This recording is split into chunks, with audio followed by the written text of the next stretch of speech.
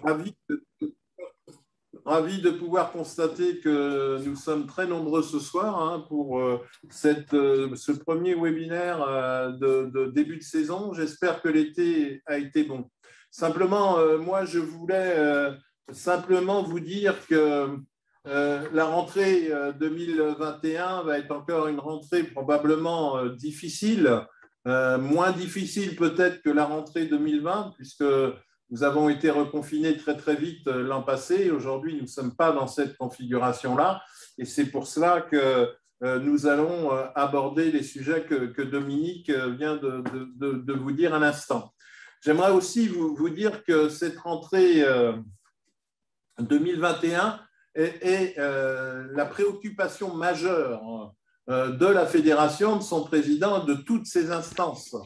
Aujourd'hui, il n'y a pas une journée où la fédération et ses différentes instances travaillent pour que cette rentrée soit la meilleure possible, qu'il n'y a pas une journée, et ça a été tout le mois de juillet, tout le mois d'août, où nous étions en relation avec le ministère des Sports, le Comité national olympique et sportif français, pour essayer de faire évoluer ce pass sanitaire. Aujourd'hui, la loi a été votée le 9 août dernier, hein, approuvée par le Conseil constitutionnel.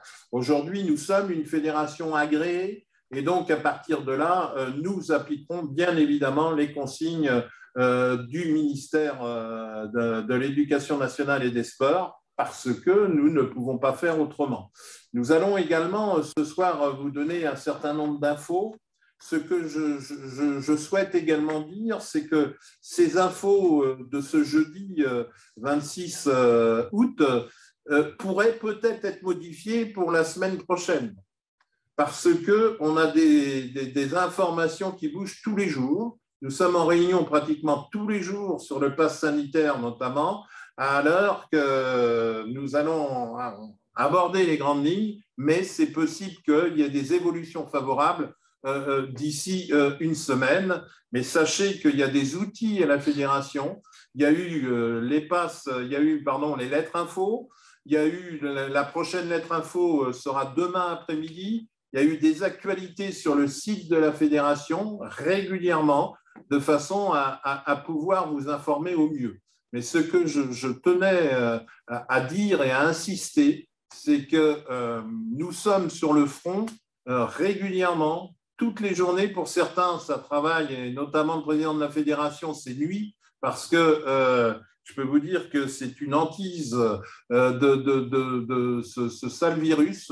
La fédération a beaucoup et a énormément souffert l'an passé, avec un taux d'effectif de moins de 35%, c'est-à-dire que vous le verrez apparaître moins 75 000 licenciés en une année. Et donc, c'est une préoccupation pour aujourd'hui d'être dans une démarche dynamique, une démarche de reconquête pour que tous ensemble, nous puissions faire une saison 2021-2022 dans les meilleures circonstances et puis notamment dans les meilleures conditions.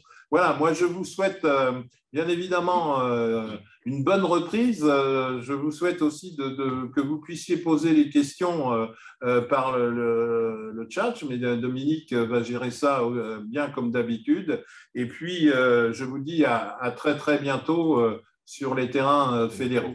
Merci. Alors, je ne reste pas dans cette salle-là, mais je vais dans mon bureau pour suivre la conférence. Je vais me brancher sur mon micro d'ici quelques minutes. Voilà. Merci et bon webinaire. Merci Christian. C'est maintenant Fabienne qui va prendre le relais. Rappelez-vous, nous avions évoqué les différents dispositifs en fin de saison, mais il paraissait non seulement important de revenir sur les dispositifs, mais de vous accompagner sur les moyens d'y être éligible, chose que nous n'avions pas évoquée la dernière fois. Donc, nous allons aller plus loin dans la démarche pour comprendre comment l'association peut s'inscrire pour être éligible aux différents dispositifs. Donc, c'est Fabienne qui va nous présenter ces différents éléments. Bonsoir à tous. Donc effectivement, ce que je vous propose ce soir, c'est de revenir rapidement sur le dispositif Passeport. Et n'hésitez pas du coup à poser vos questions dans le chat, puisque on y répondra juste après cette intervention. Pardon. Voilà, donc le dispositif, pour rappel, hein, c'est une aide financière qui est accordée aux familles qui vont bénéficier de l'aide de la rentrée scolaire et qui vont donc avoir la valeur de 50 € pour une inscription dans une structure qui propose de l'activité physique et sportive. Donc, pour la rentrée sportive. Le public cible aujourd'hui, c'est celui des 6-18 ans d'une manière générale. Donc, vous voyez, dans une question pratique, c'est les 17 ans révolus au 30 juin 2021. Et donc, ils sont issus de familles qui bénéficient de cette allocation rentrée scolaire. Et il y a également les jeunes de 6 à 18 ans qui, eux, bénéficient donc de l'allocation éducation enfants handicapés ou les 16-18 ans bénéficiant de l'allocation adultes handicapés. Donc, préparez-vous, ces publics-là peuvent tout à fait venir adhérer à votre association avec une lettre précisant qu'ils bénéficient d'un coupon d'une valeur de 50 €.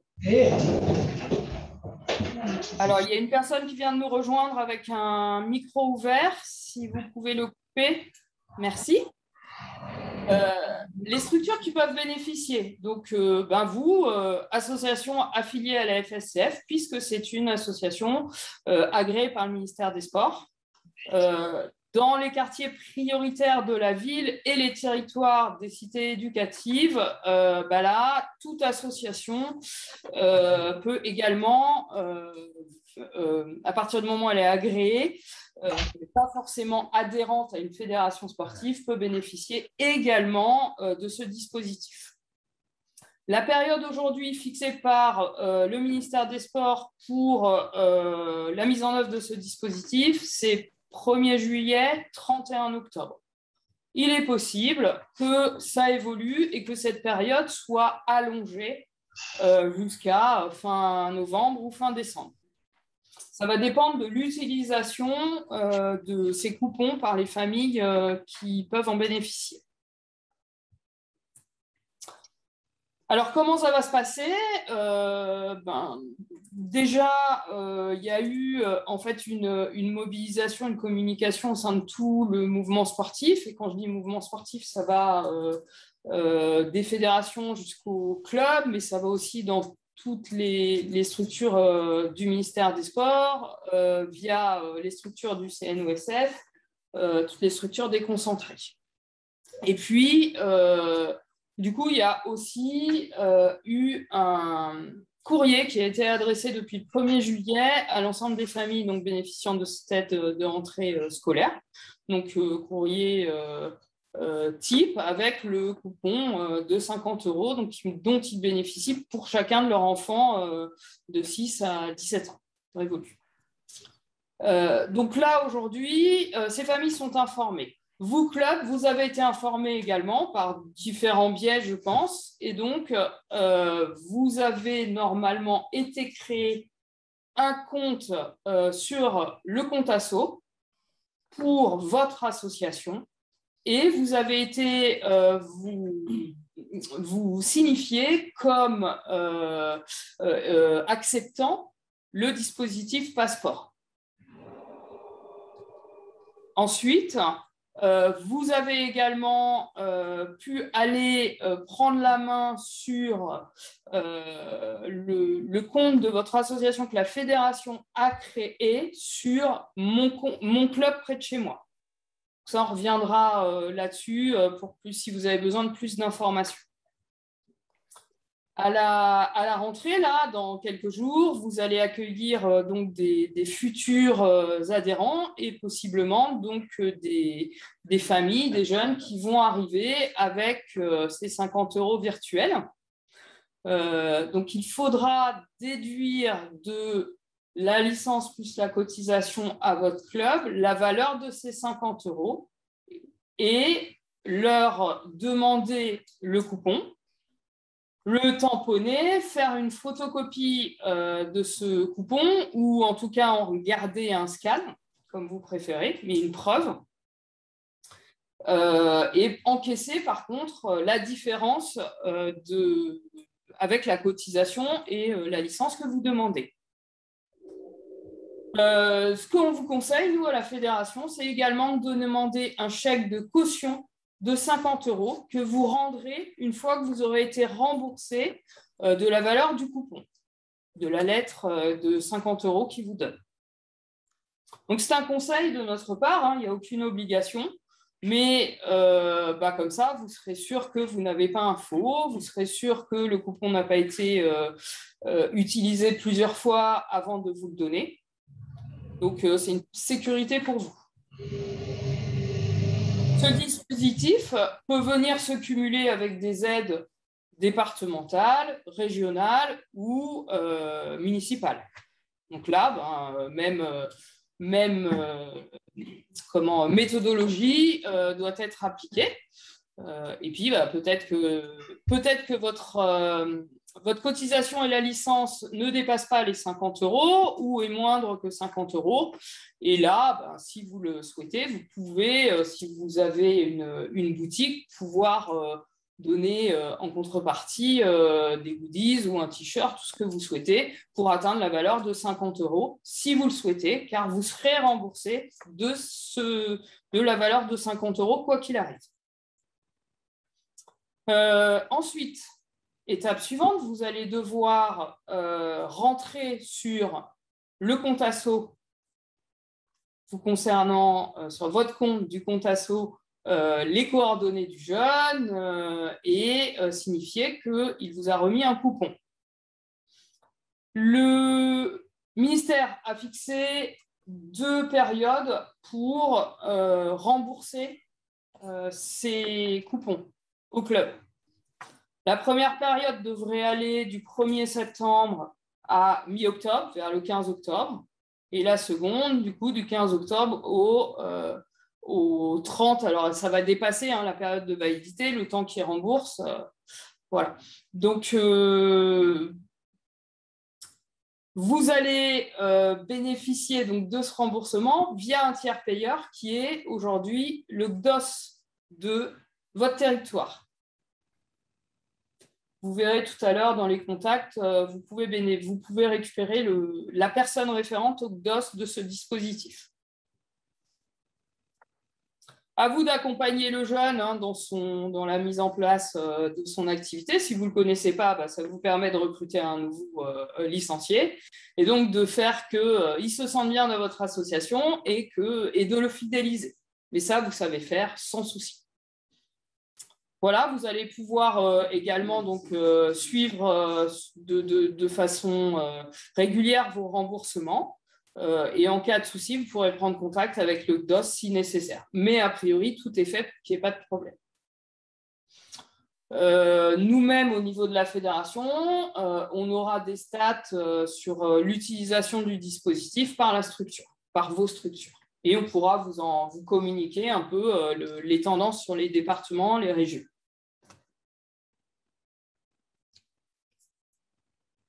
Le rôle du comité aujourd'hui sur ce dispositif, c'est d'informer les clubs de l'existence de ce dispositif, si certains sont passés à côté, et de les accompagner sur son utilisation, et de promouvoir l'affiliation à la FSCF pour bénéficier de ce dispositif. En gros, c'est bien l'occasion de récupérer des nouveaux adhérents, mais aussi possiblement des nouvelles associations qui, pour faire bénéficier ces licenciés, ou du moins ces adhérents de ce dispositif, pourraient rejoindre la fédération. Pour les clubs, encore une fois, créer votre compte sur le compte asso, faire vivre votre page sur Mon Club près de chez moi, puisque c'est un réseau social qui va promouvoir votre club, et promouvoir le dispositif pour favoriser le recrutement de nouveaux licenciés. Donc là, vous avez un certain nombre de liens qui vous permettent d'aller vers de l'information sur ce dispositif, et c'est surtout des liens, en tout cas pour la page FSCF, qu'on va mettre à jour très régulièrement. Donc quand il y aura des changements de période, quand il y aura des changements X ou Y qui vont venir intervenir, on n'hésitera pas de façon très réactive à mettre à jour le lien. Donc n'hésitez pas à venir récupérer le vidéo sur le lien là, sur le site internet et vous pourrez donc cliquer sur tous ces liens pour les obtenir. Vous avez aussi donc vos comités départementaux et régionaux qui sont quand même vos contacts privilégiés sur ces dispositifs. Et si vraiment vous ne trouvez pas de réponse, vous avez donc Stanislas, qui est le juriste de la fédération, et moi-même, qui pouvons vous répondre si vous nous écrivez des mails. Merci Fabienne. Alors avant de prendre toutes les questions, y compris celles qui ont déjà été un petit peu abordées, mais je pense que ceux qui ont posé les questions aimeront avoir la réponse directe. Et sachant que le webinaire est enregistré, tout le monde pourra retrouver la question et la réponse concernée. Et puis aussi, toujours avant de prendre les questions, je rappelle que les documents qui viennent de vous être présentés, notamment ce PPT, sera aussi disponible sur le site au même endroit que le webinaire de ce soir. Donc, toutes les adresses que vous avez vues, y compris les liens, eh bien, vous les retrouverez en direct. Donc, je repars de la première question. Même si elle a déjà été abordée, on y revient. Si une adhésion coûte moins de 50 €, le club aura-t-il quand même 50 € d'aide ou l'aide sera-t-elle équivalente au montant de l'adhésion? Le club recevra 50 € d'aide, quoi qu'il arrive. Voilà.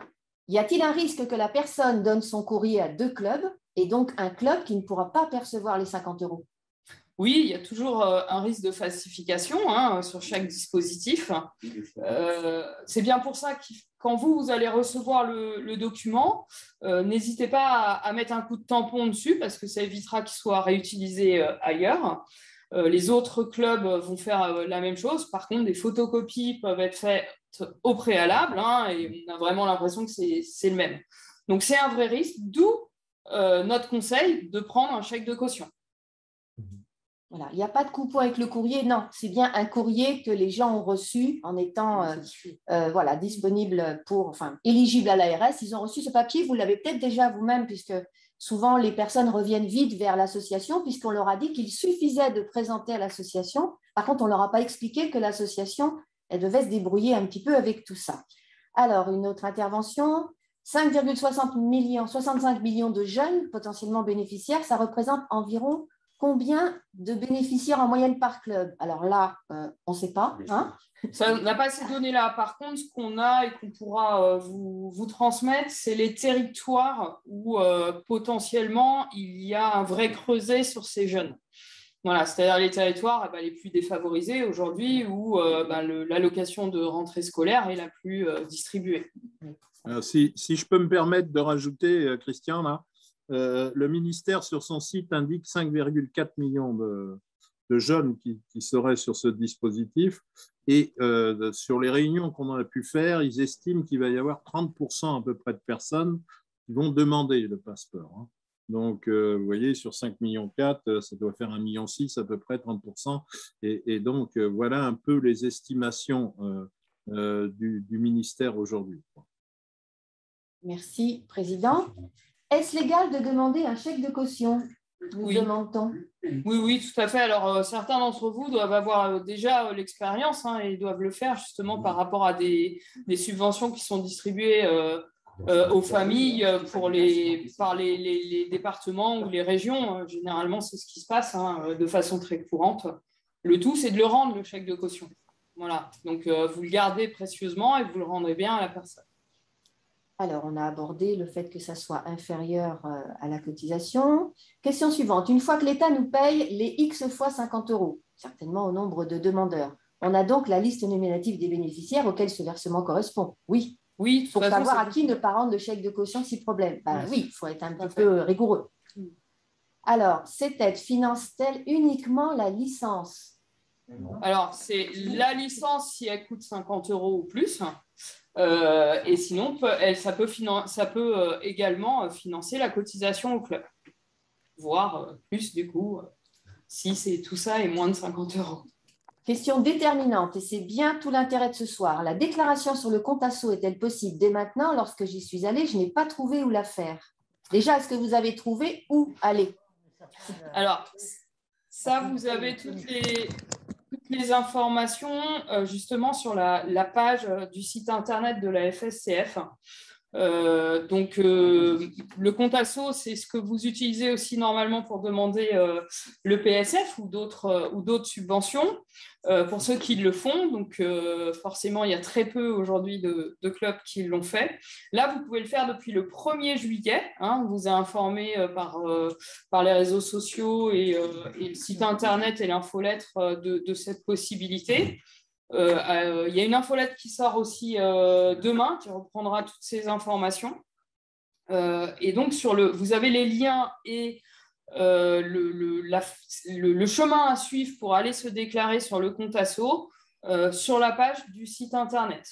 Tout à l'heure, si on a la possibilité, je pourrais peut-être vous cliquer sur le lien pour vous montrer comment faire la manip, mais sinon, dès demain, voilà, vous avez le webinaire et vous avez tout ce qui va bien pour réaliser l'opération très rapidement, puisque il faut que vous soyez déclaré pour accepter ces chèques, ces lettres coupons. Une fois que vous êtes sur le compte asso, en fait, parce que moi, je ne l'avais pas trouvé, donc je vous partage, vous allez sur Identité de l'association.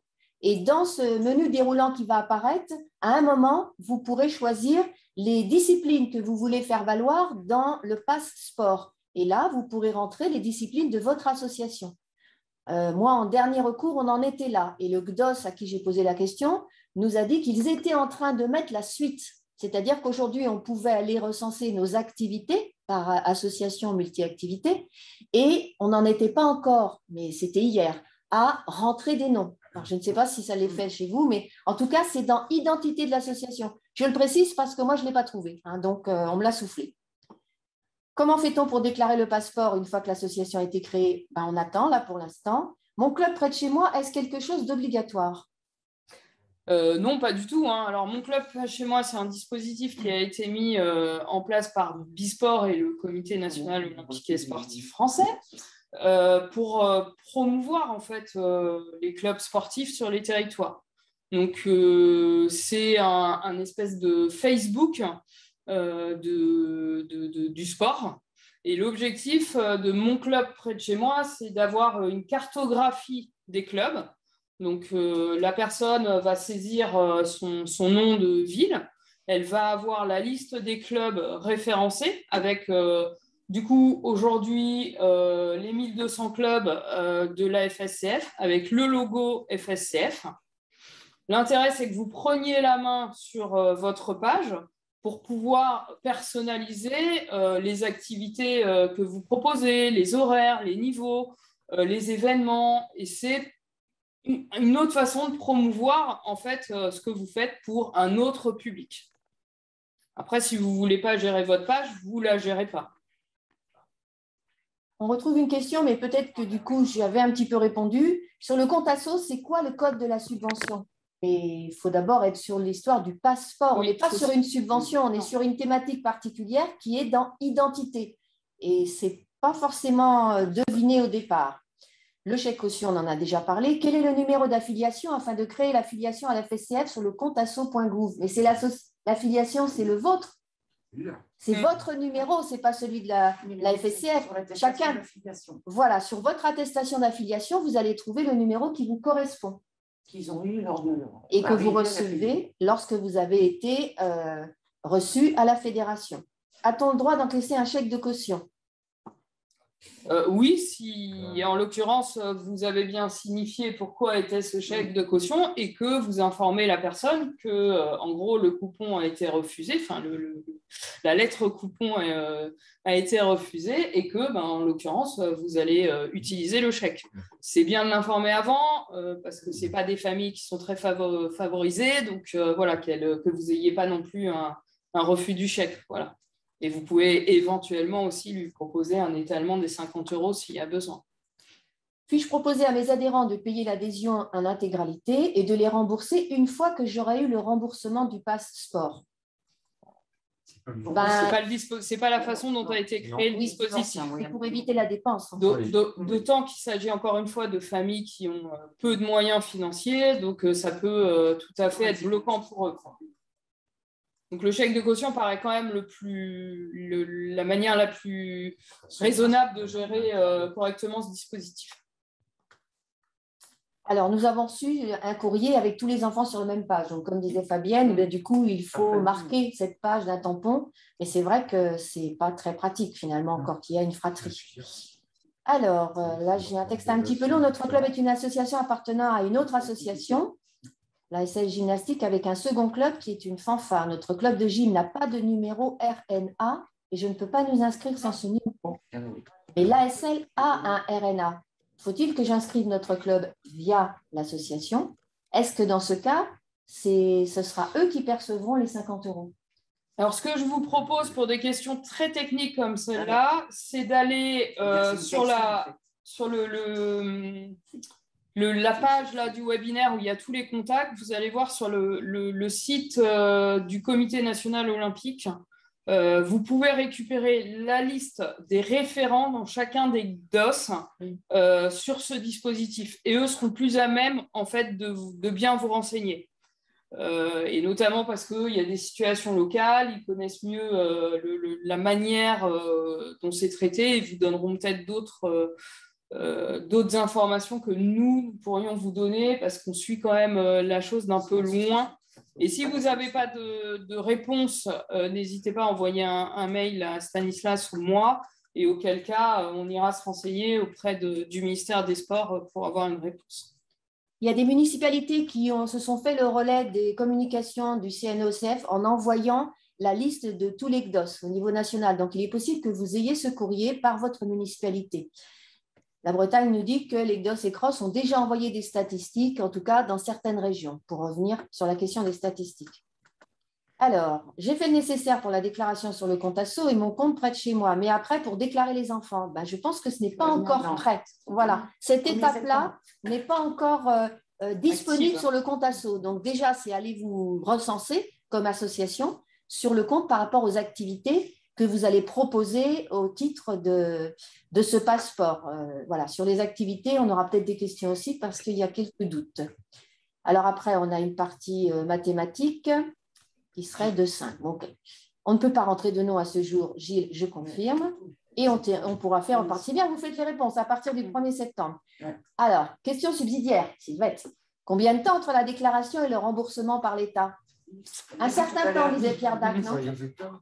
Ils vont traiter par période. Donc, en fait, si vous inscrivez ça en début de période, vous allez attendre plus longtemps que celui qui va le saisir la veille du traitement. Par contre, on vous incite à les saisir vraiment au fur et à mesure parce que quand il y aura la double utilisation, il vaut mieux être le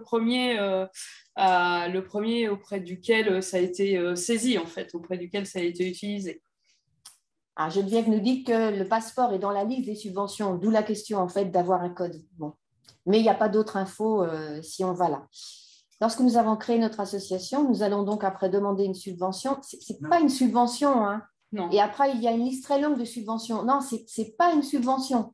Je pense qu'il ne faut pas le prendre comme ça parce qu'on risque d'aller dans un endroit dans le compte asso qui n'est pas adapté. Donc, c'est dans identité. C'est dans identité de l'association. Menu déroulant, vous trouvez un petit peu plus loin. On va essayer de le mettre à l'écran. Comment modifier la page du club Bisport? Il faut se récupérer les éléments et se connecter. Ouais, il faut se créer le compte en tant que vous avez tout sur la page Internet dédiée sur le site de la FSCF depuis... Oui, les informations. On a mis tout et on l'enrichit régulièrement justement par les nouvelles informations. Donc, certains DOS proposent des webinaires. C'est déjà fait dans la Manche, c'est bien. La simple inscription sur le passeport suffit pour effectuer la demande d'aide. Oui. C'est le montant, on a déjà dit. Ça exclut oui. Passeport égale sport. Cela exclut de fait les adhérents des activités culturelles et socioculturelles. Tout à fait. Alors, on va revenir sur cette question qui est importante, mais on va d'abord retraiter là où on peut trouver... Alors déjà, je vous montre, là, vous avez sur le site, là le lien tout en haut, hein, et c'est dispositif de relance des activités. Donc, c'est une page qui date de juillet, mais qu'on a mis à jour très régulièrement. Donc, ne tenez pas compte de cette date, en fait. Hein. Il y a les dernières infos dessus. Et donc, on On a différents dispositifs et sur le dispositif passeport, comme vous voyez, on explique un peu comment ça se passe, tous les éléments. Et là, vous avez comment les clubs pourront-ils s'identifier comme partenaires du dispositif passeport. Et on vous a bien mis comment ça se passe. Vous reprendrez calmement ces éléments-là et vous verrez ici, dans le deuxième, vous avez bien s'identifier comme volontaire au dispositif sur le compte asso, en se connectant sur le compte de son association et en suivant le cheminement suivant, identité, cocher structure volontaire au dispositif passeport. Et après, on attend. Maintenant, on attend l'étape suivante et quand l'étape suivante sera en fonctionnement, on viendra enrichir comment saisir des jeunes avec toutes les manips qu'il y a à faire. Et donc, pour répondre à la question sur la culture, il y a aussi sur cette même page ce qui concerne la culture. Donc, c'est un autre pass, le pass culture, qui fonctionne de manière différente. Et vous avez toutes les informations également ici avec du coup la même idée, sauf que là, ça va concerner uniquement les jeunes qui ont 18 ans cette année et le dispositif va s'élargir au fur et à mesure. Et les clubs ont aussi, pour bénéficier de ce pass, pouvoir l'accueillir, vont devoir aller se déclarer sur un autre site. Et donc, vous avez toutes les informations ici, qu'on vient également enrichir régulièrement quand il y a des changements. Alors, pour revenir sur le passeport, je crois que la question était les activités artistiques, j'ai envie de dire, culturelles, peuvent-elles bénéficier du passeport? Alors, c'est assez ennuyeux parce qu'en effet, comme il a été écrit, on voit bien la danse dans les disciplines, sauf que les DOS disent bien que les activités comme danse classique et danse jazz ne sont pas reconnues. Donc, de quelle danse on parle? Très précisément, ça peut être la danse sportive, mais les autres danses, entre guillemets, a priori, ne seraient pas éligibles à ce dispositif. Donc, c'est… Oui. Ça ne marche pas pour la danse classique. Voilà. Par contre, parce qu'ils considèrent que c'est artistique et pas sportif. Oui, d'accord. Mettez dans les commentaires si vous voulez, sinon on ne va pas y arriver. Le pass culture, par contre, permet de s'inscrire sur vos associations ou sections qui sont en lien avec la musique, la danse, etc. Pour les plus de 18 ans. Pour les plus de 18 ans pour le moment, pour les 18 ans, même pas les plus, c'est les 18 ans qui ont reçu. Sauf que ce dispositif va s'élargir au fur et à mesure. Et donc, à partir de la rentrée scolaire prochaine, il y a un élargissement de prévu et la tranche d'âge dans les années à venir qui va être concernée par ce dispositif va s'élargir et dans le même temps, le montant de 300 € va diminuer. Donc, nous avons connu le même problème. Ah oui, c'était par rapport à les doubles associations de tout à l'heure. Donc, je ne reviens pas. Pour la carte passerelle, je suis inscrite, mais je n'ai jamais eu de nouvelles du dispositif Est-ce normal?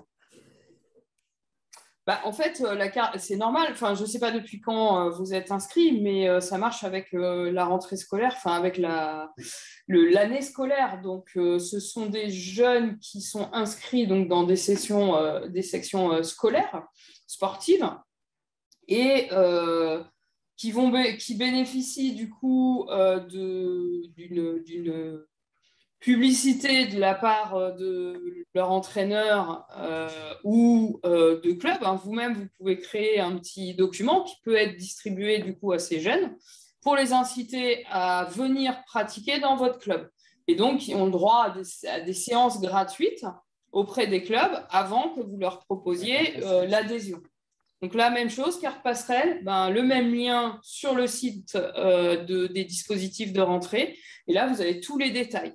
Si vous avez besoin de plus de détails, n'hésitez pas aussi à nous contacter.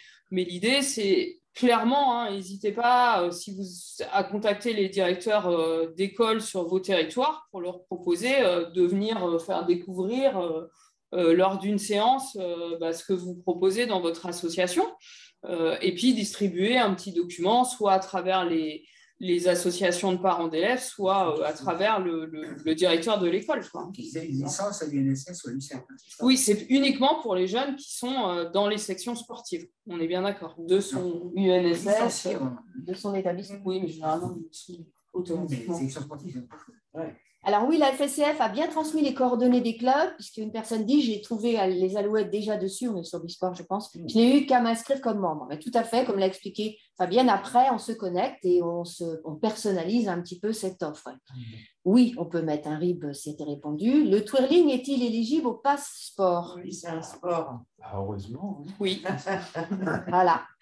Afin de permettre le référencement de tous les comités et clubs sur cette plateforme, le siège l'a transmis à la société Bisport. Oui, merci, cela a été fait. Trouvé dans l'identité. Parfait. Est-ce qu'il y a un nombre maximal de passeports remboursés par club? Non. Ah, mais je pose la question. Donc voilà. Alors, je ne sais pas, est-ce qu'on a répondu à l'ensemble des questions? Comme on va passer à la suite, si vous voulez bien, parce qu'on a encore d'autres thématiques. N'oubliez pas que sur le document que Fabienne nous a partagé, vous avez un certain nombre de liens pour retrouver les informations, mais vous avez surtout 2 adresses mail. Et comme il a été dit dans tous les webinaires, utilisez ces adresses, elles sont pour vous, elles sont pour vous accompagner, pour vous aider à mieux comprendre.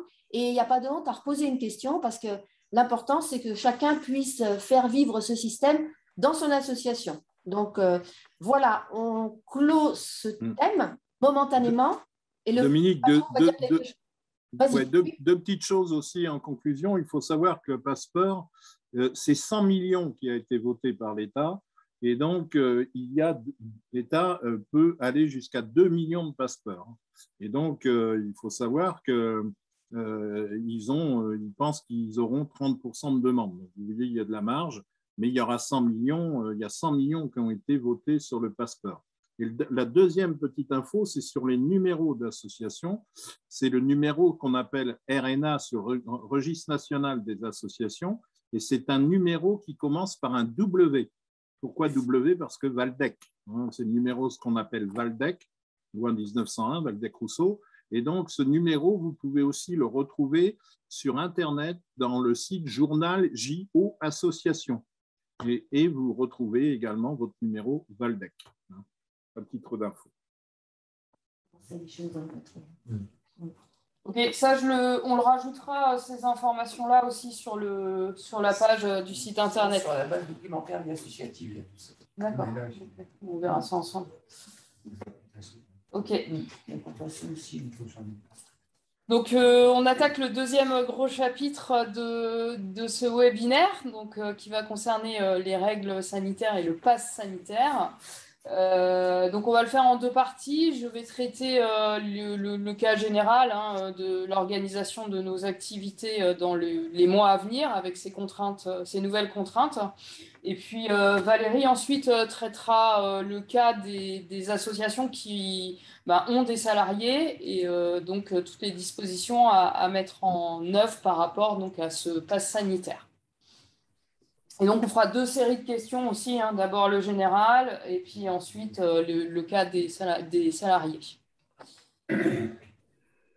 Alors, la mise en œuvre de ce pass sanitaire qui, du coup, nous génère pas mal de questions pour l'organisation de cette rentrée sportive, mais qui, au final, va être relativement simple à mettre en œuvre. Il va falloir s'organiser, mais de toute façon, nous n'avons pas le choix. Donc, du coup, le pass sanitaire, premier élément, il doit être présenté dès la première personne. Quand on va accéder à des établissements recevant du public, qu'on appelle également ERP, de plein air. Donc, PA, ce sont principalement les stades. Donc, c'est un établissement donc, qui est une enceinte et qui va accueillir du public et donc là, contrôle du pass sanitaire. Même chose pour les ERP qui sont, eux, couverts, donc de type X. Alors, les exemples, gymnase, salle, piscine. Là, on va également contrôler ce pass sanitaire. Ensuite, il y a les établissements qui reçoivent du public, qui sont des établissements culturels, et même chose, du coup, contrôle du pass sanitaire. Enfin, il va être exigé également ce contrôle à partir du moment où on va organiser une manifestation dans l'espace public qui est soumise donc à une autorisation, une déclaration à la préfecture et qui ne concerne bien entendu pas le sport pro ou le haut niveau, qui eux sont soumis à d'autres règles. Par contre, les pratiques des clubs en plein air, donc en dehors de ces établissements qui reçoivent du public, et donc en gros les activités de randonnée, nordique, si les mamans rentrent dans le gymnase, regardez. Si vous pouvez couper votre micro, merci. Et les pratiques de plein air en autonomie, donc en dehors des clubs, ces pratiques-là ne seront pas soumises au contrôle des passes sanitaires.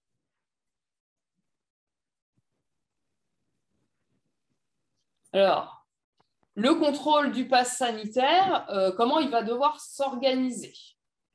Donc, premièrement, il doit être réalisé soit par le responsable de l'ERP ou de la manifestation, soit par l'organisateur.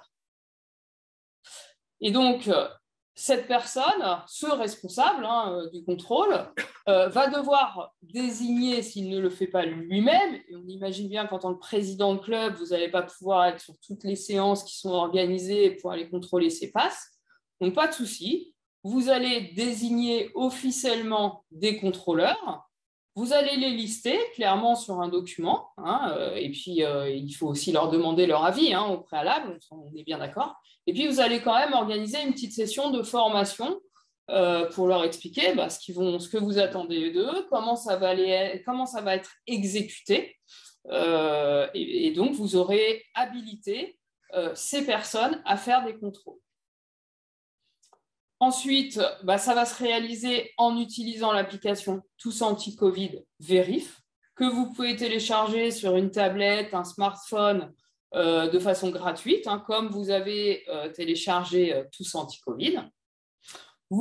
Si vous avez été fréquenter des établissements qui reçoivent du public et qui sont contraints depuis le 9 août à cette démarche, vous avez vu, c'est simple, le responsable actionne l'appli, vous demande le QR code de votre vaccination, en tout cas de votre passe sanitaire, et du coup, l'application dit OK ou pas OK. C'est vert, votre passe il est vert ou il est rouge. S'il est rouge, vous ne rentrez pas parce que ce n'est pas valable. Et là, il n'y a pas de discussion possible. On ne rentre pas dans une négociation, c'est rouge, c'est non. C'est vert, il n'y a pas de problème. Le contrôleur va devoir indiquer sur un registre spécifique la date et l'heure du contrôle qu'il a effectué. Il n'aura pas à contrôler l'identité de la personne. À un moment, on avait dit qu'il fallait également contrôler les pièces d'identité. Non, parce que ce n'est que de la compétence exclusive des forces de police. Donc, ce n'est pas le cas pour les contrôleurs que vous allez nommer. Donc, c'est juste, est-ce que le pass il est valable ou pas? Et il va falloir également que vous vous adaptiez aux éventuelles dispositions qui seront prises par votre préfet de région, de département ou par votre maire sur votre commune. Et ça, il faut vraiment que vous soyez en alerte sur les évolutions, puisque ce qui est vrai aujourd'hui, ça ne sera pas forcément vrai demain, puisque c'est clairement lié à la situation sanitaire sur votre territoire.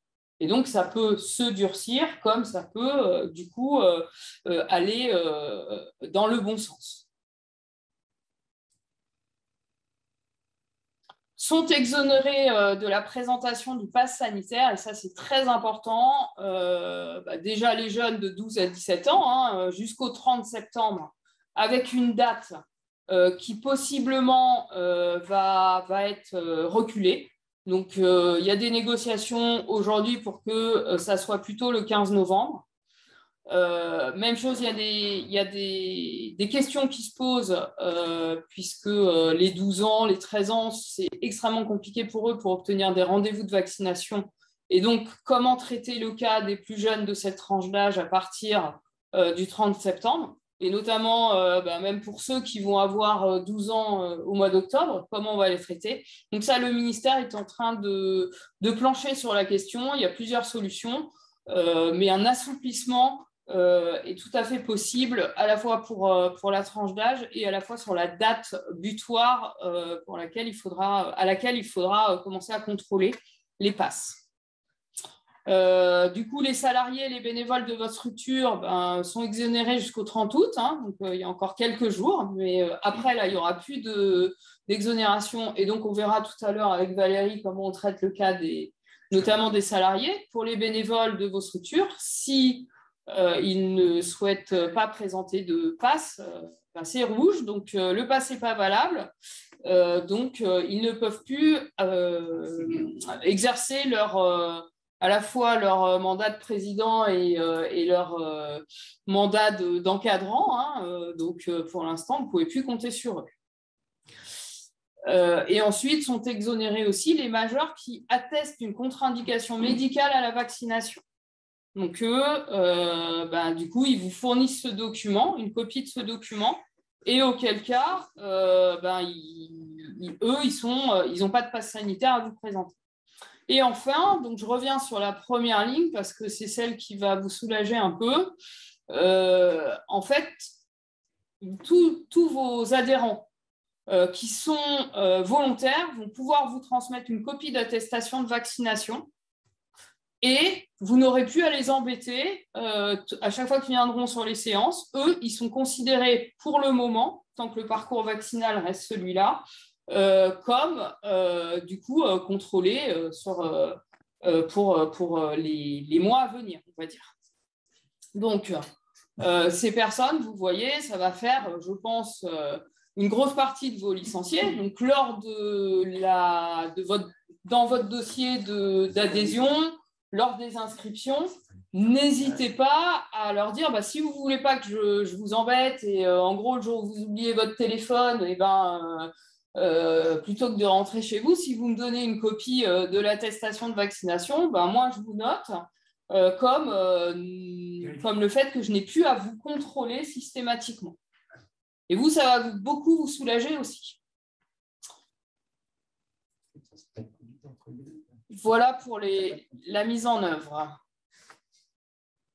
Ensuite, le pass sanitaire, je pense que vous maîtrisez à peu près le sujet, mais bon, on l'a remis quand même, hein, comment il est composé, comment on peut avoir un pass sanitaire valable, soit parce qu'on a été vacciné et que notre schéma de vaccination est complet et que les délais nécessaires suite à l'injection finale sont terminés. Donc, je vous ai remis, c'est un peu technique. Pour certains vaccins, c'est 7 jours. Pour d'autres, ça va être 28 jours.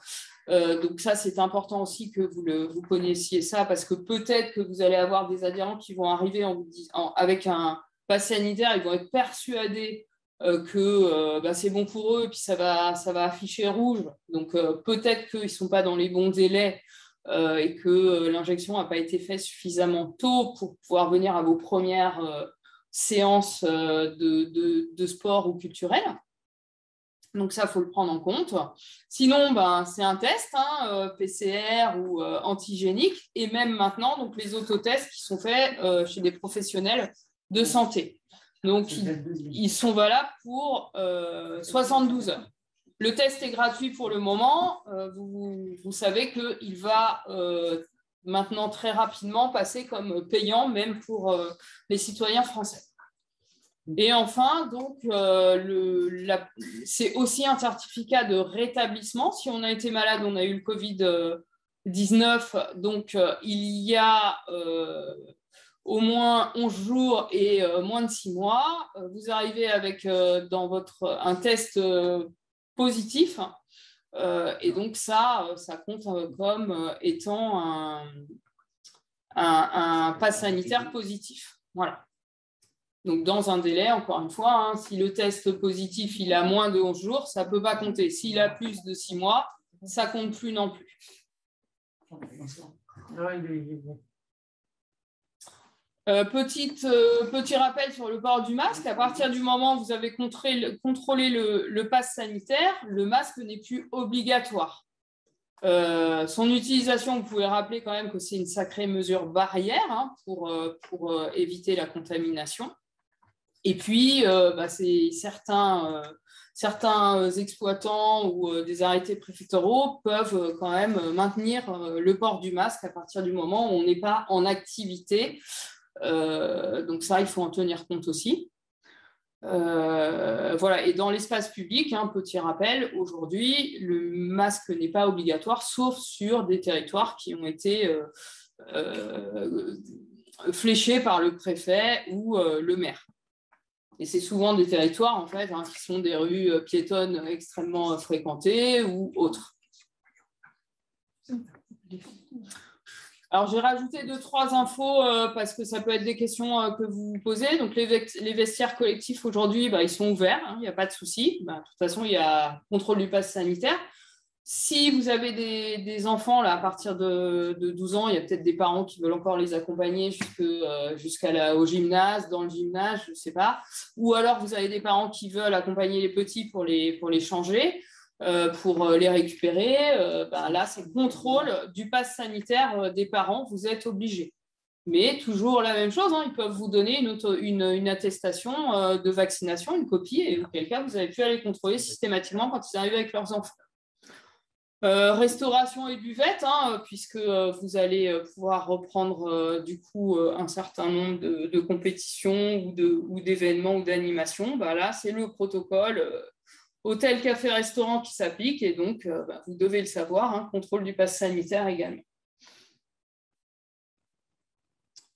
Même chose que pour le passeport, un certain nombre de sites sur lesquels vous avez de l'information.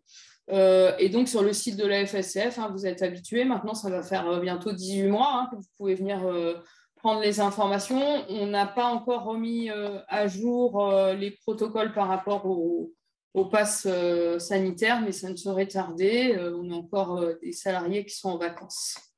Voilà. Mais on va très rapidement, en début de semaine prochaine, mettre tout ça à jour.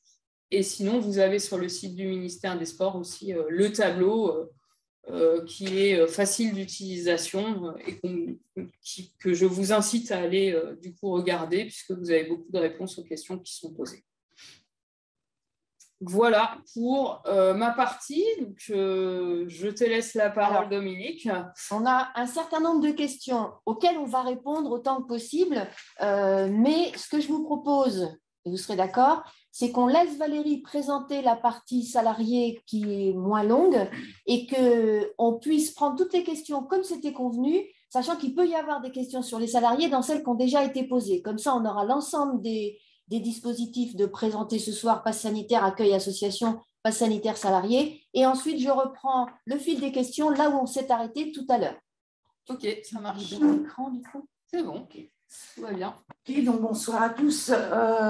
Donc pour les salariés, rapidement, c'est un peu la même chose finalement que les adhérents. Donc si les salariés interviennent dans des lieux, espaces où le pass sanitaire est obligatoire, ils doivent donc présenter à partir du 30 août 2021, s'ils sont majeurs, donc 18 ans et plus, ou 30 septembre pour les mineurs, un pass sanitaire valide. Donc l'employeur, il peut utiliser l'application de la même manière que pour les adhérents de Tous Anti-Covid Vérif via son téléphone ou une tablette pour vérifier donc le QR code. Et le salarié peut présenter soit son pass sanitaire numérique, soit une version papier. Donc deux possibilités. Le pass sanitaire est valide, donc là tout va bien, le contrat de travail se poursuit normalement et le salarié fait son intervention dans le cadre de son travail comme d'habitude, pas de changement à partir du 30 août. Deuxième façon, c'est oui ou non, hein, c'est vert ou rouge. Le pass sanitaire n'est pas valide, donc le salarié ne peut plus travailler. Donc vous avez interdiction de le laisser entrer dans les locaux, nécessitant le pass sanitaire à partir du 30 août. Donc, dans ce cadre-là, soit le salarié, en accord avec l'employeur, le salarié a encore des jours de congés payés ou des jours de repos conventionnels et il les pose, il les prend. S'il n'y a plus de congés, si le salarié ne veut pas prendre ses congés, s'il n'y a pas d'accord au niveau de repos conventionnel, dans ce cadre-là, l'employeur notifie au salarié que son contrat est suspendu à effet immédiat, c'est-à-dire le 30 août, certificat non valide, on certifie par écrit au salarié que son contrat est suspendu. Le fait d'avoir un contrat suspendu, c'est qu'on n'est pas payé non plus et que les congés payés ne s'acquièrent plus. Donc, à partir du 30 août, on rentre chez soi et on attend que le temps passe. Donc, si le contrat est suspendu plus de 3 jours, l'employeur doit une nouvelle fois par écrit convoquer le salarié à un entretien de façon à examiner un peu l'évolution de la situation, l'évolution et le moyen de régulariser la situation.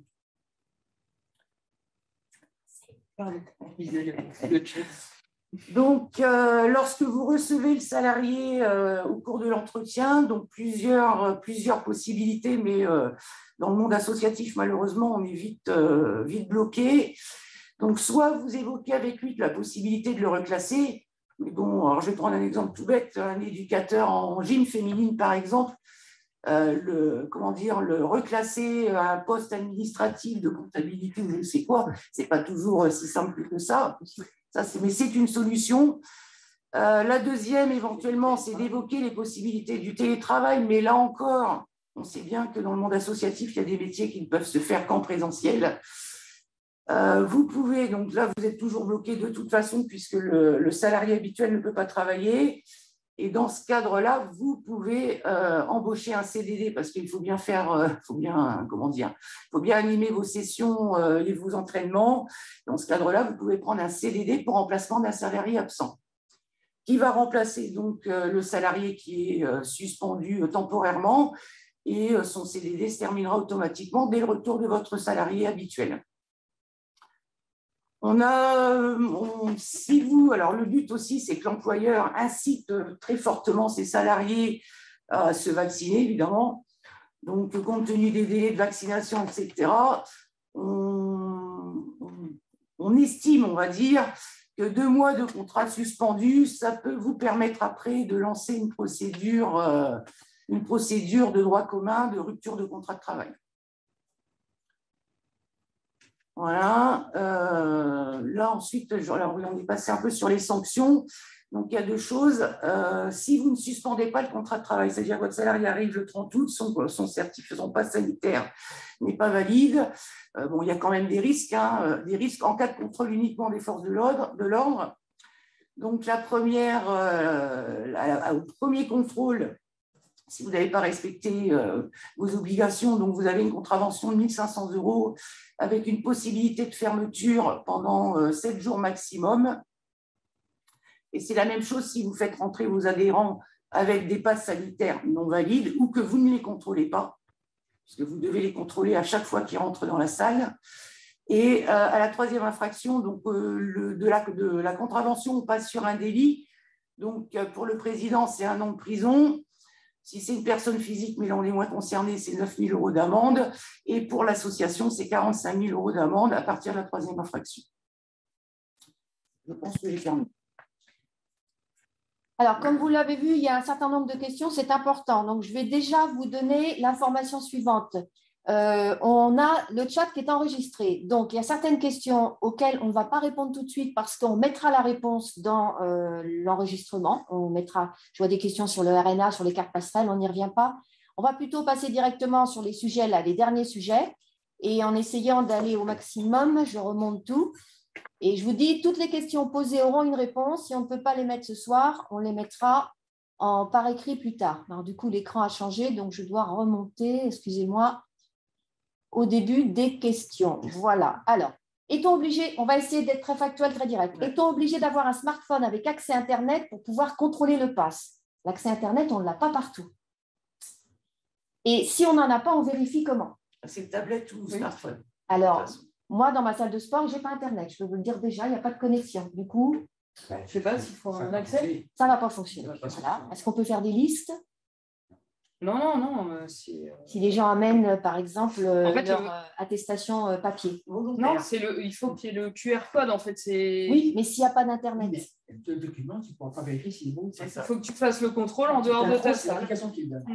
Ah, mais je me fais l'avocat du diable. Ouais. Donc, s'il n'y a pas sortir de la salle d'Internet... pour le faire. Je me permets de réagir, il n'y a pas besoin d'Internet pour utiliser l'application anti-Covid. Parfait, merci. Super, merci. Vous en savez plus que nous. Bah, c'est bien. Non, mais comme ça, on va au bout des choses. Ouais. Suite à la reprise, nous n'avons pas... Bon, ça, je vais le mettre dans le chat. Lorsque les adhérents reviennent toutes les semaines, faut-il contrôler les passes à chaque début de cours? Les associations sont-elles autorisées à demander une copie de l'attestation? Tu l'as dit, sur la base du volontariat. Alors, donc C'est pas une obligation, c'est proposer à vos adhérents de le fournir volontairement. Du coup, une fois qu'ils ont été enregistrés comme étant à jour, il n'y a plus nécessité de les recontrôler. Je pose les questions exprès. Non, tant que le parcours vaccinal n'a pas changé, il faut savoir que là, le gouvernement est en train de penser à imposer un rappel. Donc, on n'a pas la distance, on ne sait pas dans combien de temps, mais il est possible que, du coup, d'ici un an, il y ait obligation pour finir son parcours vaccinal d'avoir fait le rappel. Y a-t-il un formalisme particulier à respecter pour que les responsables des lieux et établissements ERP concernés nous délèguent la mission du contrôle? Non, il n'y a pas de formalisme, mais c'est une habilitation. En fait, ce n'est pas de la délégation, c'est de l'habilitation. On habilite, voilà, c'est ça. On habilite les personnes à. Bon, on l'a déjà dit, mais je pose la question. À partir de quel âge doit-on imposer le pass, exiger le pass? À partir de… Aujourd'hui, donc, c'est ceux qui sont exemptés, c'est ceux qui ont entre 12 et 17 ans. Donc, à 18 ans, on demande le pass. Faut-il contrôler à chaque entraînement, sous réserve que la personne n'ait pas donné son parcours vaccinal complet, ou juste les manifestations de type compétition? Non, pas seulement, tout. Peut-on désigner un adhérent lambda comme contrôleur, avec son accord, bien sûr? Oui, c'est le président de l'association, c'est lui qui a la responsabilité, qui a toutes les responsabilités, donc celle-là également, et donc il désigne qui il souhaite. Après, il faut qu'il ait une personne de confiance, et encore une fois, j'insiste sur le fait que c'est bien de désigner une personne, mais c'est bien aussi de l'informer de comment il doit mettre en œuvre cette responsabilité. C'est pas juste, ah bah tiens, tu me contrôleras les passes. Si la personne n'a pas le smartphone ou la tablette, s'il ne sait pas faire, voilà, il ne pourra pas mener à bien la mission et c'est le président qui sera du coup fautif. Si une famille ne souhaite pas faire vacciner son enfant, eh bien, je crois qu'on ne peut pas accepter l'enfant Il n'y a pas de dérogation à la séance. Voilà. Enfin, l'enfant, pour l'instant, 30 septembre, oui. Jusqu'au 29 septembre, oui, l'enfant. Ouais. Ah bah oui, mais à l'enfant, partir du 30 septembre, oui, l'enfant. Donc, si c'est maintenu au 30 septembre, à partir du 30 septembre, il y aura d'autres contraintes. Après, c'est PCR à chaque fois qu'il vient ou antigénique. Et donc, s'il ne l'a pas, il ne rentre pas. Peut-on demander à notre encadrement de télécharger l'application sur leur smartphone perso et faire le contrôle? Oui, parce que les données ne sont pas conservées, donc on n'est pas dans le cadre du RGPD, donc il n'y a pas de problématique. On retrouve la même question. Faut-il faire un contrôle à chaque cours? Oui. Tant qu'on n'a pas l'attestation complète du parcours vaccinal complet. Le formalisme, on a dit non. Pour les majeurs, c'est dès maintenant. Pour les mineurs, d'accord. Peut-on demander un certificat de vaccination? On a évoqué. On ne vérifie pas les passeports en Martinique. Doit-on tout de même les vérifier à l'association? Les passeports ou les passes sanitaires? Les passeports. Alors, le 19, nous organisons une fête, normalement sur un terrain extérieur. Devons-nous demander le pass sanitaire? De quel terrain extérieur s'agit-il? En fait, à chaque fois que vous allez organiser une action, il faut savoir quel est le lieu qui vous accueille. Alors, par exemple, lorsque vous allez organiser vos inscriptions pour votre club, si vous le faites dans la salle à manger d'un des adhérents, il n'y aura pas d'exigence parce que ce n'est pas un établissement qui reçoit du public. Par contre, si vous le faites au sein d'un gymnase, et là, vous devez demander le pass sanitaire. Si vous le faites dehors, sur le parking du gymnase, du coup, c'est plus du tout la même chose. Sur le trottoir devant le gymnase, plutôt, parce que le parking, c'est dans l'ERP. Mais si vous êtes sur le trottoir devant le gymnase, vous êtes dans un espace public, et on a vu tout à l'heure, on n'exige pas le pass sanitaire. En dehors de l'enceinte. Voilà. Donc, dès que vous programmez une action, ne réfléchissez pas par rapport à votre action, mais par rapport au lieu dans lequel vous allez la réaliser. Est-ce que c'est un ERP? Est-ce que c'est l'espace public? Est-ce que c'est un espace privé? Peut-on demander le pass sanitaire au dossier d'inscription et les garder toute la saison en cas de contrôle? Non, on demande l'attestation de vaccination, une copie d'attestation de vaccination. Je pense que c'était ça, l'attestation de vaccination. Si c'est bon, on le garde et on ne fait plus les contrôles. Donc, pourquoi faut-il… tant que le schéma est valable. S'il est complet, il est complet. Pourquoi faut-il tracer la date et l'heure du contrôle? Parce que la loi l'exige. Alors, je pense que s'il y a un cluster de déclarés, par exemple, sur votre manifestation, voilà, il y aura besoin de prouver que vous avez effectivement réalisé les contrôles. Et je pense que via Tous Anti-Covid Vérif, nous, on ne garde pas trace sur notre téléphone. Par contre, à mon avis, c'est tracé et ça reste sur un serveur et pendant un certain temps. Et donc, la possibilité d'aller vérifier effectivement que vous avez bien réalisé le contrôle. Donc, on note le nom, la date et l'heure. Le nom du contrôleur, la date et l'heure. Et éventuellement, vous pouvez rajouter le nombre de contrôles que vous avez fait si vous le souhaitez. Est-ce qu'on note le nom de la personne contrôlée? Non. C'est important. Ah non, pas du tout. Il y a la question plus loin. Pas du tout. C'est important. Le salarié qui refuse la vaccination… Excuse-moi, je préfère rajouter quelque chose. C'est que ça, ok, vous faites ça, mais vous pouvez continuer quand même à avoir un registre des listes de présence. Oui. Parce qu'on ne sait jamais, voilà, quelqu'un arrive avec son passe sanitaire, rentre, et puis malheureusement, c'était quelqu'un qui était vacciné, mais qui a quand même qui était contagieux, donc il y a un cluster où il y a quelqu'un de positif chez vous, il faut que vous puissiez signifier aux personnes qui ont participé à la séance qu'ils sont cas contact et qu'il faut qu'ils aillent se faire tester. Donc du coup, il faut quand même continuer ces listes de présence pour limiter au maximum la contamination au cas où il y ait un problème. Un salarié qui arrive au 15 octobre avec des tests successifs, qui va payer les tests après? Question. Est-ce que c'est le salarié ou est-ce que c'est l'employeur? C'est le salarié. Oui, sauf si l'employeur est très généreux. Alors, comment traiter les enfants qui auront 12 ans en janvier-février 2022? Qui auront 12 ans après. On va déjà attendre savoir comment on va traiter ceux qui ont 12 ans maintenant. Oui, on va attendre. On attend les informations du ministère des Sports qui devra arriver dans les 15 jours, à la fois sur comment on traite les 12 ans au 30 septembre. Et ensuite, si c'est retardé, on peut espérer qu'ils puissent se faire vacciner d'ici là quand même. Un bénévole qui est contre-indiqué à la vaccination fournit son document et il continue à exercer. Tout à fait. Alors, ça se contrôle comment? Une copie d'attestation de vaccination transmise volontairement. Avec le QR code. 17 ans. Avec anti-Covid Vérif. Voilà. Jusqu'à 17 ans, jusqu'à la veille des 18 ans. Oui. Voilà. À 18 ans, on a 18 ans. 18 ans, t'es majeur. Voilà, c'est 18 ans le 15 septembre. Alors, les bénévoles de moins de 18 ans doivent-ils avoir un pass sanitaire avant le 30 septembre? C'est la même loi, qu'on soit bénévole, salarié, ou adhérent, dirigeant. Voilà. Oui, mais là, c'est des mineurs. Les mineurs, ce sera 30 septembre. Oui, voilà, c'est ça. Donc, ils peuvent continuer à encadrer. C'est l'âge qui compte, c'est pas la fonction de la mission. Pouvons-nous garder les certificats de vaccination? Les certificats, non, les attestations. Oui, vous devez, c'est pas vous pouvez, c'est vous devez parce qu'il faudra prouver que vous ne contrôlez pas les personnes parce qu'ils vous ont fourni la copie d'attestation. C'est pour ça qu'on est sur la base du volontariat. Ouais. Alors, on nous cite un texte, les personnes devant contrôler la présentation du pass ne peuvent pas par ailleurs conserver les documents contrôlés. Donc, pas possible de demander de fournir le pass à l'inscription? Si. Et un peu en contradiction avec cette histoire de certif de vax transmise volontairement. C'est ça. Quel type de document est-il valable pour une contre-indication à la vaccination? Oui, c'est la même démarche. Bien sûr. Voilà, c'est un certificat officiel. Peut-il être délivré par un médecin qui n'est pas installé en France?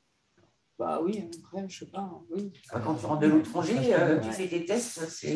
Alors, pour les bénévoles, c'est le bénévole lambda qui vient, je ne sais pas moi, tondre la pelouse, ou si simplement il intervient en cours. Je pense que c'est un peu ça la question. Est-ce que celui qui vient en réunion, par exemple, qui est peut-être responsable d'un bureau d'une activité, mais qui n'est pas dans les salles, il vient dans... Voilà. Non, mais c'est important de le dire. S'il vient dans un ERP, l'action qu'il réalise est dans l'ERP, passe sanitaire. S'il est en contact. Donc, par exemple, s'il vient en réunion dans un ERP, il doit présenter son passe sanitaire puisqu'on est dans l'établissement. Je crois qu'il y a quelqu'un qui veut parler. Je ne sais pas. On est bien d'accord, c'est contraint. Délai de conservation des copies des attestations. Est-ce que la RGPD s'est précisée là-dessus? Non, on ne rentre pas dans le cas du RGPD. Faut-il un pass sanitaire pour l'AG? Tout dépend de l'endroit où sera organisé l'AG. Si vous la faites dans votre salle à manger, alors, il y a deux choses, parce que justement, on a le cas ici au siège fédéral. Vous êtes dans un établissement qui n'est pas classé ERP. C'est ça. Donc, par exemple, le siège fédéral, qui n'est pas ERP, on ne l'est pas aujourd'hui. Si vous organisez une réunion où il y a moins de 50 personnes, vous n'êtes pas obligé de demander le pass sanitaire. Par contre, le port du masque est obligatoire.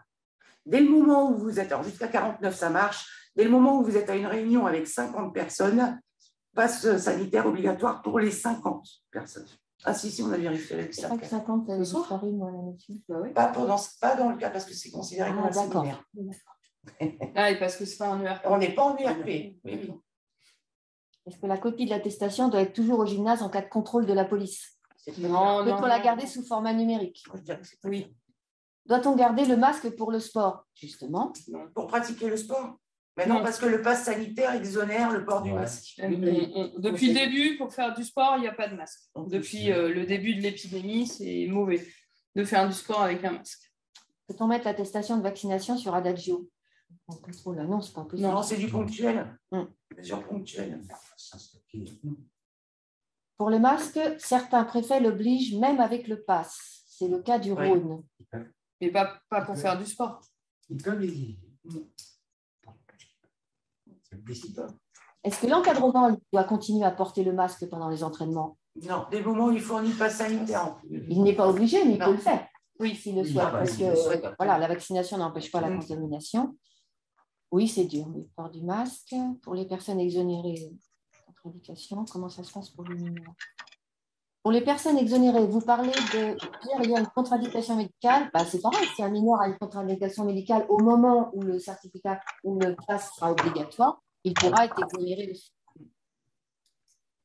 Si un enfant de moins de 12 ans a la Covid, quelle est la marche à suivre? Il faut signaler. De toute façon, il faut que les gens signalent et qu'on fasse un signalement. La même chose que pour un majeur. Hein. La procédure, c'est toujours la même. Est-il conseillé de demander pour tous les adhérents un nouveau certificat médical et du fait que pendant les 2 dernières années, il y a eu peu de temps de pratique? Alors, le certificat médical, vous savez, vous devez le fournir tous les 3 ans. Et dans la période intermédiaire, vous avez un auto-questionnaire à remplir, que votre licencié remplit. Et selon la première question concerne le fait est-ce que j'ai eu une maladie dans la dernière année qui m'a un peu affecté. Donc, auquel cas, si on a eu le Covid, généralement, soit ça nous a très peu touché et tout va bien, soit on a été affecté, là on va répondre oui. Et si on répond oui, ça veut dire qu'il faut aller voir un médecin pour présenter un nouveau certificat médical. Et sinon, l'adhérent doit vous fournir une attestation signifiant qu'il a répondu négativement à toutes les questions de l'auto-questionnaire. Donc, il n'y a pas besoin de questionnaire supplémentaire. Alors, à titre d'info, le CNO en préconise un. Il est sur le site. Oui, il est sur le site. Donc, c'est qu'une préconisation. Vous faites ce que vous voulez. Voilà, il y a beaucoup de documents aujourd'hui à fournir. Donc, si ça en fait un de plus qui est un peu trop lourd pour vous, c'est de la préconisation. C'est tout. Les salariés doivent-ils être vérifiés à chaque séance? Oui. Sauf s'ils ont déjà fourni le certificat complet. L'attestation. En cas de déclaration de cas de Covid, ça n'a pas changé. Ça fait 1 an que c'est comme ça. Il faut remonter les informations auprès de... C'est la personne qui va se faire tester qui, de toute façon, est remontée, informe ses cas contacts et il doit aussi prévenir le président du club qui, grâce au registre des séances, va pouvoir prévenir l'ensemble des cas contacts qu'il y a dans le club. Avec le pass, on n'a plus de jauge limitée au mètre carré. Non. Si l'entretien souhaite se d'accord. Ah oui, si l'entretien le salarié souhaite se faire vacciner, son parcours sanitaire peut au moins être de 55 jours. Est-il sans salaire pendant cette période? Il peut se faire tester pendant ce temps-là. Il peut se faire tester tous les 3 jours. Tous les 3 jours, tous les 72 heures. Sinon, oui, le contrat est Oui, suspendu. si des parents nous alertent que leur enfant qui s'est entraîné un peu est positif, on fait comme on a dit, avec les listings dans les séances, on informe tous les parents qui sont leurs enfants et cas contact. Ça, c'est depuis le début, en fait. C'est une procédure. Mais c'est bien, ça veut dire qu'il y a des gens qui n'ont pas eu ce cas-là. S'il faut contrôler, même s'il y a des plaintes pour le coup. Le délai, entre les 2 injections, vous le connaissez. Le pass sanitaire est-il obligatoire pour des cours de moins de 50 personnes? Il n'y a plus de jauge. Il n'y a plus de jauge. La première personne. Sauf, comme l'a dit Valérie, dans des endroits spécifiques, comme elle l'a précisé, comme ici. Quelles sont les sanctions pour un défaut de contrôle sur un bénévole? Sont-elles les mêmes que pour un salarié? Oui. Qu'est-ce qui fait foi des contrôles de pass sanitaire effectués a posteriori? Non. Qu'est-ce qui fait foi des contrôles de pass sanitaire effectués en cas de contrôle a posteriori? Le registre papier? Oui, le registre papier. Et puis, ce qu'on disait tout à l'heure, a priori, il doit y avoir un enregistrement sur un serveur de tous les contrôles qui permettent justement de justifier La fédération, que vous l'avez fait. La fédération préverra-t-elle un décompte des effets de l'obligation du pass sanitaire pour expliquer que c'est compliqué? Alors, on va déjà essayer de faire avancer tout ça. Puis, comme l'a dit Christian tout à l'heure, c'est un souci de tous les jours de faire comprendre dans les milieux autorisés, comme disait Coluche, que tout ça, ce n'est pas forcément simple, mais il faut le faire. Voilà, et puis il faut vraiment avoir en tête que toutes ces mesures-là, c'est pour endiguer l'épidémie. Et c'est le seul but, ce n'est pas pour mettre des barrières au développement des activités, bien au contraire. On a vu qu'il y a des budgets qui sont mis pour recruter des nouveaux adhérents. Donc, au contraire, il faut au contraire mettre en place les mesures de façon stricte, comme ça, ça reviendra peut-être à la normale plus rapidement. Doit-on contrôler les parents qui accompagnent les enfants dans les vestiaires? Pareil. Oui. Les salariés n'ont pas l'obligation d'utiliser le matériel personnel s'ils ne le souhaitent pas. Non. Mais de toute façon, ça coûte rien. Pour les bénévoles, le pass sanitaire est obligatoire à partir du 30 août. Oui. Alors, oui, on avait prévu d'Adagio, oui, c'est vrai, mais on y reviendra. Il y aura un webinaire spécial Adagio dont vous avez pu découvrir vos codes dans votre boîte mail lundi. C'est vrai que c'est un sujet important, ce n'est pas le problème. On essaye juste de prioriser dans l'ordre des choses, mais on n'oublie pas qu'Adagio reste aussi. Il n'y a pas de hiérarchie, c'est des sujets qui ont tous des natures différentes, ils sont tous importants. Et surtout, n'oubliez pas que pour les associations, vos interlocuteurs privilégiés sur le sujet, c'est bien votre comité départemental et votre comité régional. Ça ne sert à rien aujourd'hui de remonter les questions au national parce que on est dans un espèce d'effet entonnoir qui fait que de toute façon en termes de traitement vous aurez la réponse, plus on aura de questions, plus la réponse va arriver tard, vous l'aurez, mais très tard. Donc adressez-vous plus à vos interlocuteurs locaux. Vous avez un référent normalement à Adagio sur chacun de vos territoires, donc sollicitez-le. Et lui sollicitera la fédération si nécessaire, s'il ne sait pas répondre. Comme ça, il aura l'information et pourra la diffuser à l'ensemble de ceux qui auront cette question-là ensuite. Et les services civiques, ils sont en train d'arriver dans les comités et donc seront, pour les comités qui ont souhaité en bénéficier d'un, et donc seront aussi là pour vous répondre. Si l'obligation vaccinale arrive sur les mineurs au 1er octobre, les parents peuvent-ils nous demander le remboursement d'un enfant qu'ils ne souhaitent pas vacciner? Le mieux, ça serait peut-être de leur dire qu'au 30 septembre, il y aura un contrôle et que du coup, ils ont le choix maintenant de le mettre ou pas le mettre. Mais bon, oui, oui. Et quelles mesures doit-on accueillir les enfants de moins de 12 ans qui n'auront pas ce pass sanitaire et comment s'organiser avec un groupe d'éveil? Mais le contrôle du pass sanitaire se fait et ils peuvent aussi, les parents peuvent fournir l'attestation de vaccination à partir du moment où ils ne veulent pas être contrôlés systématiquement. En fait. Parce que ce sont des activités qui nécessitent effectivement la présence du parent systématiquement sur un temps de la séance. Et en fait, la question est pour les enfants de moins de 12 ans, y compris l'éveil, je pense que c'est ça. Est-ce que les encadrants doivent garder le masque puisque ces personnes-là, ces adhérents-là ne sont pas vaccinés? Est-ce qu'il y a une obligation masque ou distanciation? Les moins de 12 ans. Mais ah oui. Oui, voilà. Donc l'encadrant, peut-être qu'il peut conserver son masque. C'est ça la question. Est-ce qu'il y a une distanciation à respecter? Mais l'encadrant, il est majeur. Oui, mais les enfants, ils ne sont pas vaccinés. Donc, quelle distanciation prendre par rapport à ces enfants si on a peur d'une contamination? Normalement, l'encadrant, il a proposé les majeurs, il a un pass sanitaire. Donc, voilà, après, c'est de la. J'organise des portes ouvertes pour les inscriptions. Qu'est-ce que je fais? Je vais à l'endroit où je n'ai pas besoin de contrôler, sinon je dois le faire. Ouais. Il va y avoir des embouteillages. Le masque reste conseillé au maximum possible. Écoutez, on va essayer de clore cette soirée parce que j'ai peur qu'on vous perde sur la durée. Comme je vous l'ai dit, on va faire une synthèse de toutes les questions.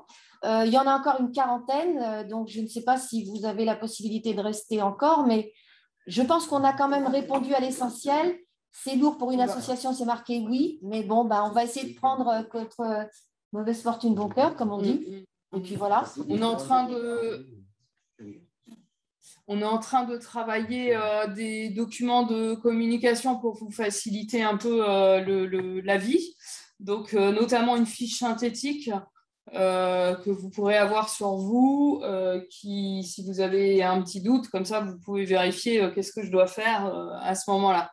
Voilà, et un peu comme le sujet précédent, hein, il y a une page sur le site de la fédération et donc on l'actualise très très régulièrement et on va vous mettre tous les documents qui sortent, les liens utiles et si nécessaire, on refera un webinaire. Donc il y en a un autre jeudi prochain. Hein. Donc si vous avez encore des questions à poser et si des questions vous arrivent là dans les jours à venir, n'hésitez pas à venir les poser sur le chat jeudi prochain et de refaire une séance si vous le souhaitez. Voilà, et puis d'ici là, on aura peut-être fait le tour un peu des questions et on aura répondu à un certain nombre sur les 40 parce qu'elles sont un peu redondantes pour certaines. Donc, on va voir s'il y en a des nouvelles et éventuellement, donc, on viendra alimenter la page du site internet et les fiches qu'on va créer. Oui, on va terminer. Juste les gens qui demandent les codes Adagio ont été envoyés. J'avais une question. Ça a été envoyé vendredi. Ça a été envoyé, voilà. Déjà. Bon, à l'adresse mail. Simon, ils avancent dans le comité départemental, il y a les codes. Voilà, le siège, par l'intermédiaire de Simon, adresse les messages au comité départemental. Toutes les associations ont reçu leur code vendredi dernier. Ceux qui n'ont pas reçu le mail ou que le mail s'est perdu dans les indésirables, courrier indésirable ou autrement, ils s'adressent au comité départemental qui a le code pour chaque association. En fait, président d'association. Bon, donc on va reprendre toutes les questions. On va peut-être essayer de refaire des diapos où on va bien remettre tout ce qui a été mis un petit peu dans le désordre, mais c'est bien légitime que vous ayez toutes ces questions, c'est normal. Tout le monde s'interroge et veut faire la rentrée la plus agréable possible. On est très content de pouvoir repartir sur des activités. Bon, ça freine un peu l'élan, mais ça ne doit pas nous empêcher de nous envoler. Hein, d'accord? Je compte sur vous. Merci pour votre attention. On se retrouve pour certains ou pas, comme vous le voulez, jeudi prochain. Si vous voulez nous rejoindre, ça sera avec plaisir. Et on mettra toutes les informations qui nous semblent nécessaires sur le site. N'hésitez pas à nous interpeller sur des questions qui n'auraient pas pu être traitées ce soir ou qui vous sont revenues ou des informations qui pourraient nous aider. Voilà, 21h24, on a un petit peu débordé, mais bon. Merci de votre participation et puis bonne soirée. Si on ne vous revoit pas, bonne rentrée associative. Ça va être un petit peu plus compliqué, mais on y arrivera. Hein, comme on dit, il y a des situations internationales plus pénibles, donc je pense que celle-là, on va la dépasser.